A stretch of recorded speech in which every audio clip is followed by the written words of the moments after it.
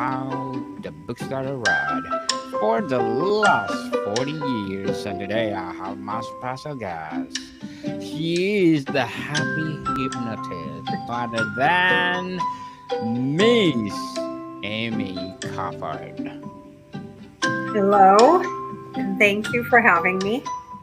Welcome to Book 101, Miss Amy, and can you please introduce more about yourself? Most certainly.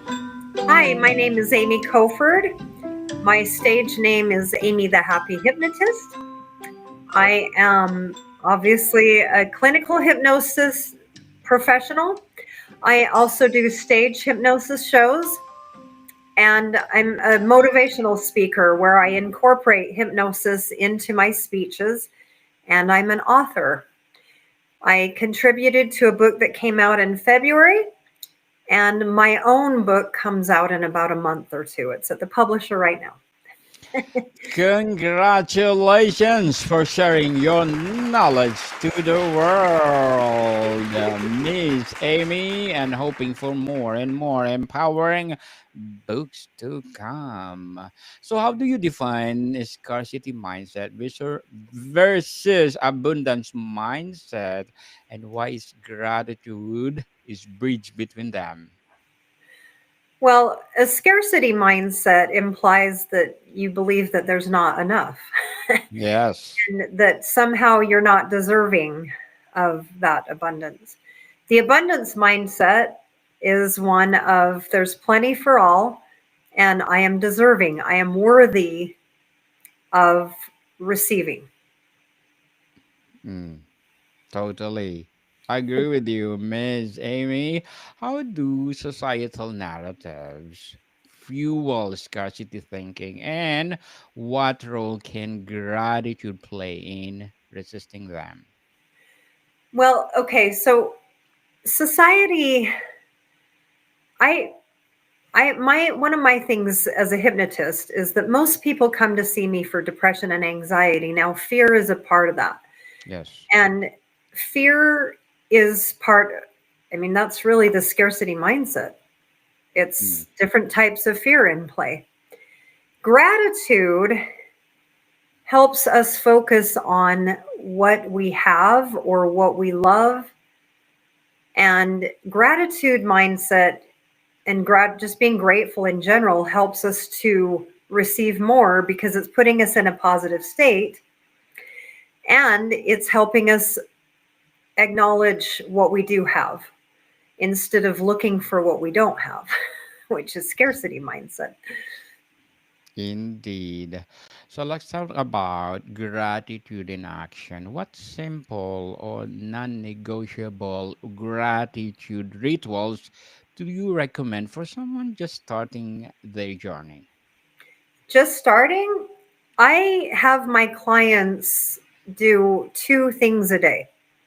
At the very end of the day, I tell them to write down two things that happened that day without any repeats ever. So I'll tell you can put home, family, car, house, all the basics. That'll take you a few weeks. But then once you've gone through those, you have got to start putting different things every day. And in order to do that, you have to start looking at your day. When you begin looking more at your day and saying, okay, what happened today that was good, it starts to get your mind in that looking for gratitude type of thinking. So that's how I start out clients is just two things a day.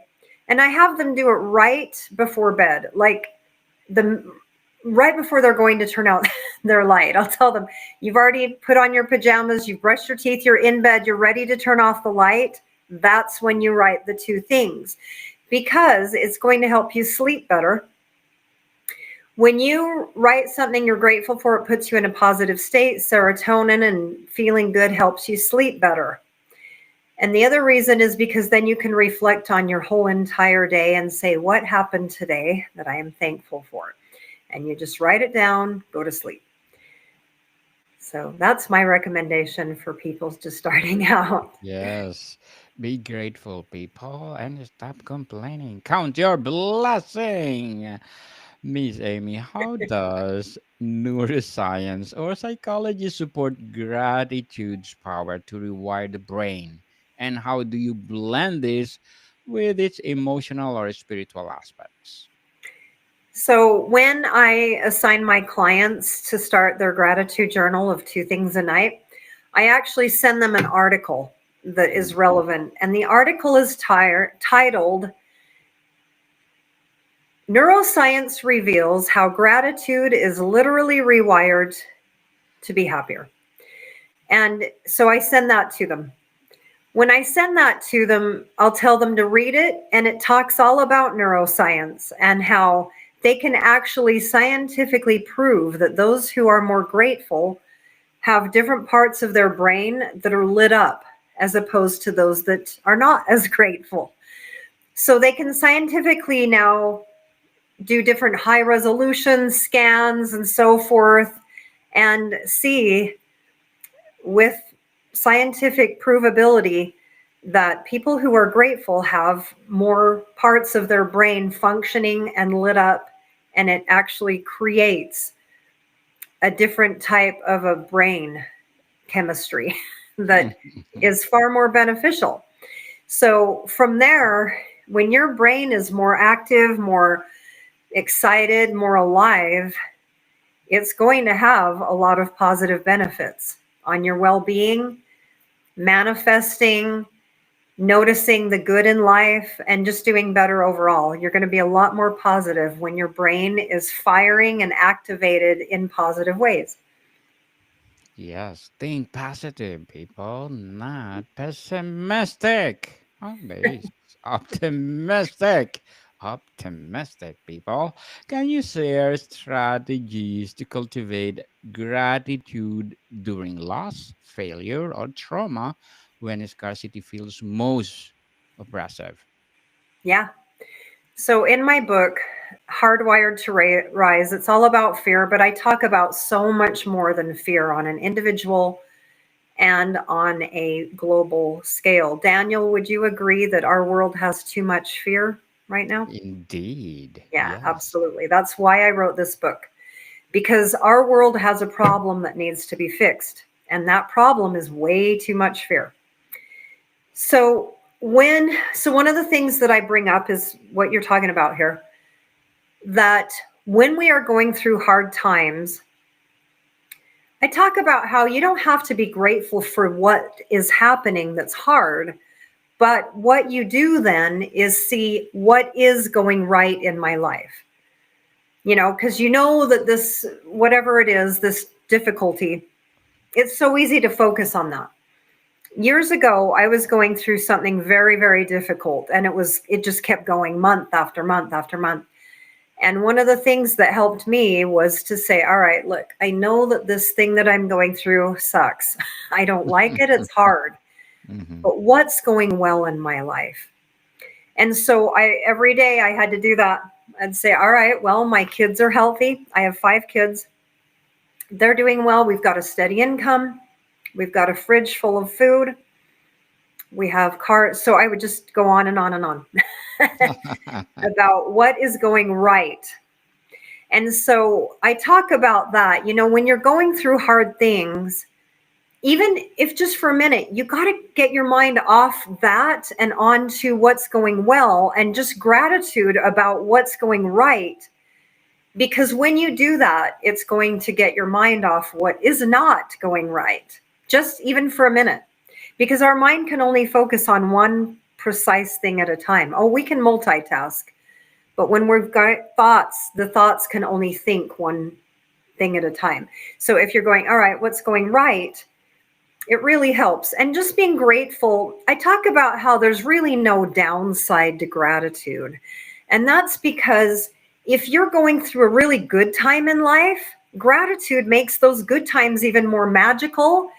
And you're noticing, hey, this is a good time.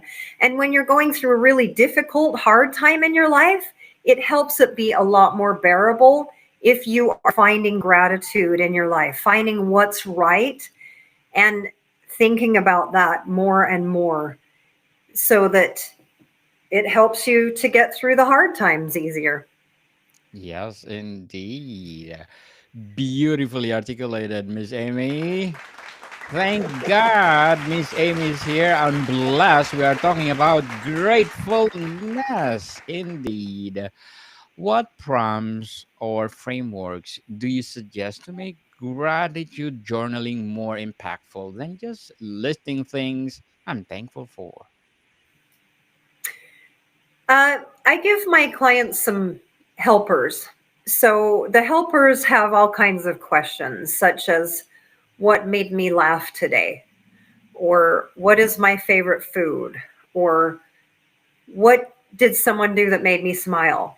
Sometimes it's even animals, right? Animals can Yes. make us feel a lot better. Our cats, our dogs, our Yes. horses, or whatever it is. So, yeah, just talking, thinking about other things and getting into, hey, I've been through some hard things in the past. I can do this. Tapping into our strength. Yes. We can do this, people. We can do it. Always. Wow. Not positive. Always positive, not negative. What common habits or thoughts patterns keep people stuck in scarcity, and how can gratitude disrupt them? The common things are kind of being a spoiled brat, which, that is being ungrateful. Yes. So that is, when things are going well, you're still never satisfied. And we call that first world problems sometimes. True. But, we do go through hard times. Everyone on the planet does. And sometimes it's okay to feel the appropriate feelings and say, this is hard. It's just that dwelling on it is not going to serve, right? That's going to cause a lot of issues because then you can easily spiral downward. So just compartmentalize, right? Say, okay, I'm going to give myself a minute to feel, these difficult emotions, but then I've got to move on in 5 minutes or whatever, right? It depends. Like there's such a vast range of experiences from extremely difficult, life changing to kind of hard, Yes. depending on who you are. So, yeah, you know, gratitude,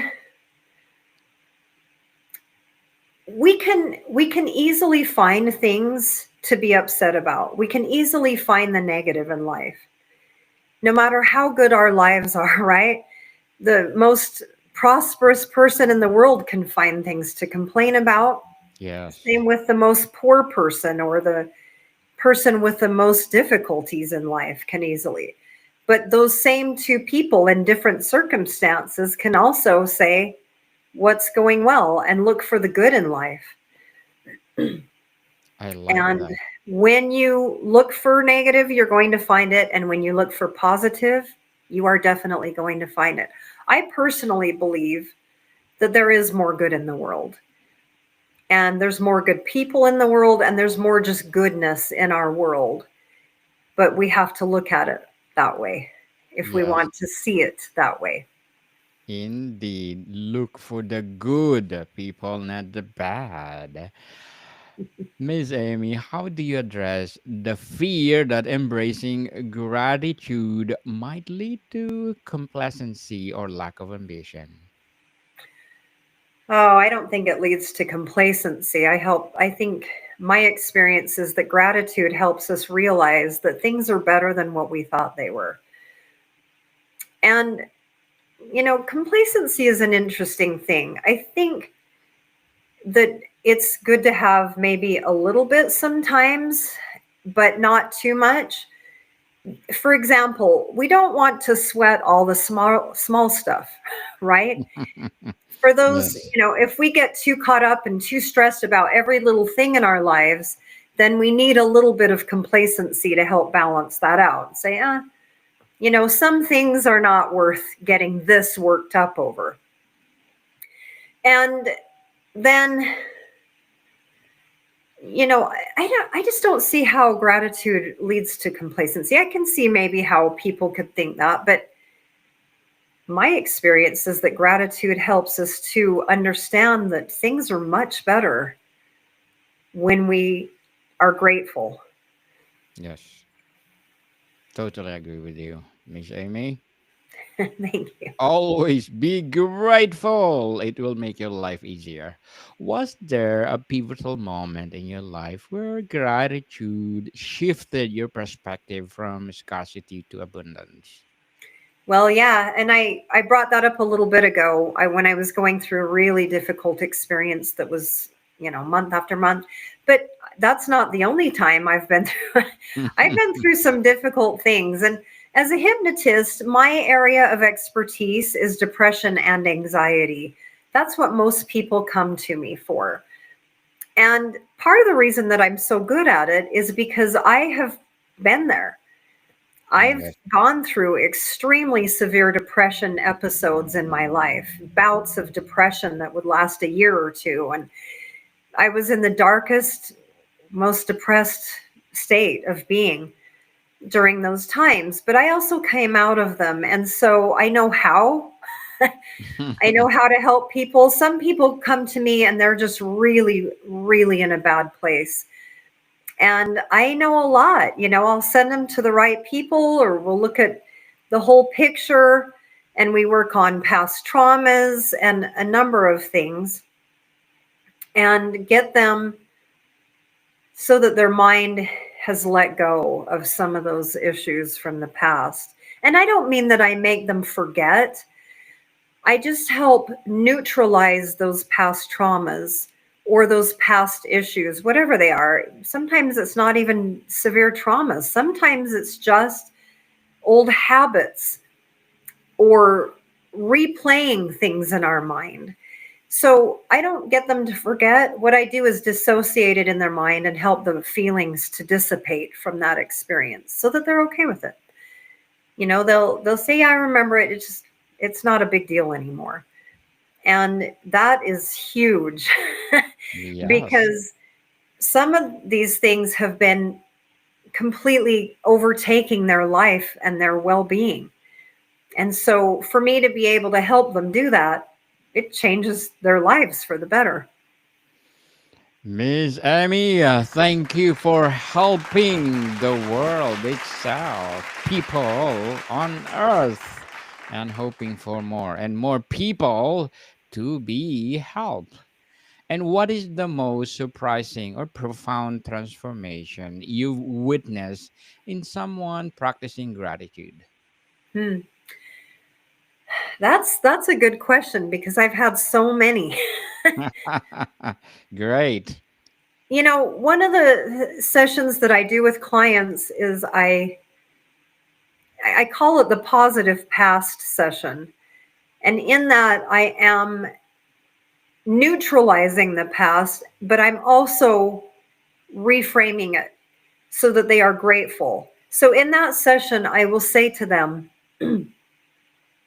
from here on out, anytime that you think about your past, you will see it as a positive past. In fact, you'll actually be profoundly grateful for your past because what you'll see is that you learned valuable life lessons from those experiences. You learned, you grew, you became stronger, you became more compassionate. There was good in those experiences that came from that. So from here on out, whenever you think about your past, it's a positive past. So the biggest transformation I have seen, oh man, I've had some clients who have had extremely very difficult lives. And with that, gratitude, but I can't just tell them to be grateful for it. We have to go in and get their subconscious to change that and reframe first.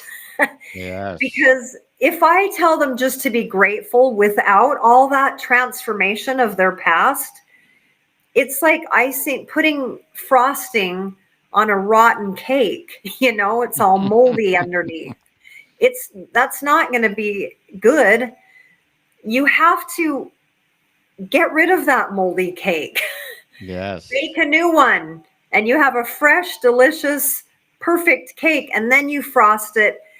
So now gratitude and everything good is the frosting on top of what's already good. And so, yeah, I mean, that's such a vital part of gratitude is that when we get them feeling better, then we can add gratitude on top of that, and it's more genuine to them. They can literally and profoundly be grateful at that point. Say, yeah, you know what? That's true. My past really was a vital part of who I am today, and I am like legitimately grateful for that. So but it has to be genuine. I don't want them to be grateful for their past in a fake way. Yeah, that's great. No, that's not going to work because the subconscious knows when we're lying to ourselves, when we're just lying. So it has to be that I help reframe and transform their past in a variety of ways. And then we add that, and it just works amazingly well. Because now we've got a past that is really something that they can say, yeah, that is so true. I did learn, I did grow. There was a lot of good that came out of it. I'm strong because of what I went through. And then the gratitude is really beneficial at that point because it's sincere. So, Indeed. oh, you asked for a story. Okay. Oh man,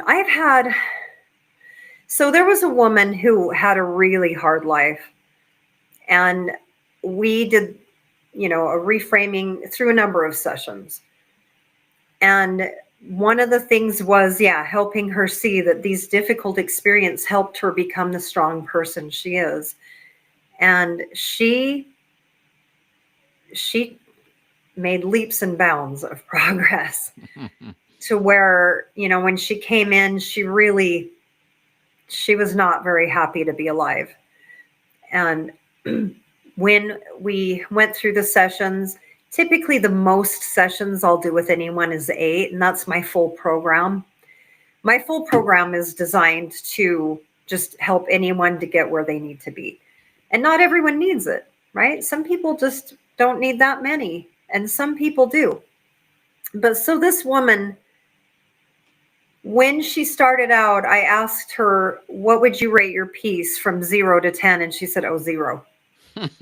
Right? I said, Yeah. what would you rate your anxiety? And, 10. And because 10 is the worst. And so when we finished the sessions, they were exact, right? What would you rate your piece? This is after the sessions, 10, without hesitation. What would you rate your anxiety? 0, right? And so when I measure, and I can just see the change. I've had several clients who, as we work together, I can visibly see that they look better. They look healthier. Their eyes have more light in them. They radiate happiness and gratitude. It's visible. So, Miss Amy, as a hobby hypnotist, as an author, what are your short-term and long-term goals? My, well, both is to help millions. And I mean that, like, in long term too. I just want to keep doing this up until I'm 100 years old or whatever, because I love what I do and it genuinely helps. And people are searching out there. They're struggling, they're overwhelmed, going through difficulty, and they just don't know quite what's the right thing for me to do. So my goals is to let people know that you don't have to keep suffering. Yes. There are ways that I can help you with that truly work. These are proven. I've worked with many people. I've done thousands of hypnotic sessions, and I know that they will help you. So I'm excited about my book because my book has a lot of what people could get if they came into my office and worked with me one-on-one. All types of techniques and information, and it's I put so much into it. I wanted it to be the best book that there is about fear. and what to do about fear so that it's no longer holding you back or causing suffering. So I talk about there are two types of fear. Oh, Yes. there's a number of fears, but there's two types. The one is necessary fear, right? The type of fear that when we are faced with a life threatening situation, we need it. That's why it's necessary, right? We need that kind of fear to keep us safe and to do what we have to do to stay safe and alive. That's necessary fear. So that's okay, because how often do we need that? Not a lot, right? Not How a lot, many yeah. times are we really in those situations? It happens, but it's rare. The rest is what I call unnecessary fear. Unnecessary fear is everything else, right? Yes. All the fears of what if and what do people think of me and fear of failure and, all those types of fears that just hold us back and they cause us suffering. Those types of fears cause us suffering with stress, anxiety, worry, panic, and all the rest. Causes us a lot of suffering. And I talk about how really all the world's suffering besides natural disasters is fear. Fear is Yes. responsible for wars and violence and mistreating people. And everything is really boiled down to fear. And, like I say, everything besides natural disasters, we can blame on fear. And so, but we don't have to. That's the great thing. I talk about how, hey, we don't have to let this happen. We don't have to live this way. We don't have to keep letting fear be the boss. Let's take back ownership. Yes, indeed. Good luck to your goals, Miss Amy. And I'm inviting you again to come back and let's Thank talk you. about your book, the new book that it will publish when? I don't have the date yet, but it's already been at the publisher for a month, and they said it usually takes about 2 months. So we're getting there. It's almost Yes. out. It's called Hardwired to Rise, and I am super excited about it. It's life changing, and I made sure it is. I put so much thought. There's no ghostwriter, no AI. It's just me, my experiences working with people to help them live their best lives, and that's what all of you that are listening, you all deserve that. Yes. Every one of you are worthy of being fearless. You're worthy of having a better life. Definitely, Miss Amy. Before we wrap up our discussion for today, I'm inviting you to please do listen to my other podcast, people. My other podcast, because my abstract essay is already in fifth season, abstract poetry in second season, book 101 review. For sure, it's fifth season. Comedy 101 is second season. Food 101 in the fifth season too. Geography 101 and love letters are in third season, and my baby podcast Mental Health 101, movie 101 review and music 101 in its fourth season, and science 101 and sex 101 in its first season. Please listen to them wherever you listen your podcast. Miss Amy, how do you acknowledge a real struggles while still fostering gratitude without dismissing pain? Well, I did talk a little bit about that earlier, but yeah, I would love to go back to that because, like I was saying, our difficulties do have purpose. We don't like them, we don't want them, but there's no denying the fact that the struggles, they make us stronger. They teach us a Yes. lot. And so when I'm working with clients, I talk to them about that. I'm like, I know we don't like them, we don't want to have difficulties, but it's not only makes us better, but we got to remember that life would be boring without it. A Yes. lot of careers would not exist if there were no problems in the world. We'd just be bored silly. And That's no problem. yeah, problems create meaning and purpose. They help create a bonding with humankind. We love stories, right? Humans love stories. We love books and movies and TV shows, and we just keep eating up stories. And it's because stories remind us that our difficulties have purpose and meaning. There is not a movie on the planet that's good, that's all about someone's perfect life.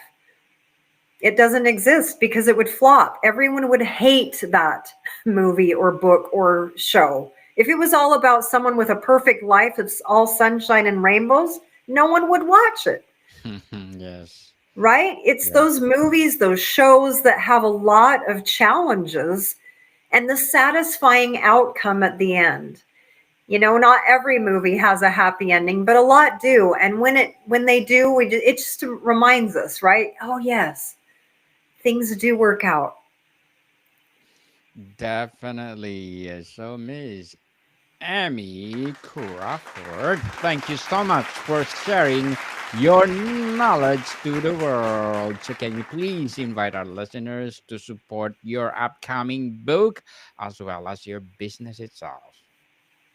Yeah, I would love to. My website is Amy Koford, and I have a store with products to help you live your best life. It's Stan Store slash The Happy Hypnotist. Stan.store, The Happy Hypnotist. There's products, there's audios to listen to that reprogram you while you sleep, that help you sleep. Get my free happiness and peace checklist that helps you live your happiest life, and so much more for you to just be amazing. So thank you, Daniel, for having me. Yes, people, let's support Miss Amy Crawford because if you support her, more and more and more empowering books to come, more and more and more happy hypnotists to come. So, Miss Amy, thank you so much for your time. Thank you. And all of you are amazing and beautiful people. Yes, Thank you. indeed. More to come, people. See you soon.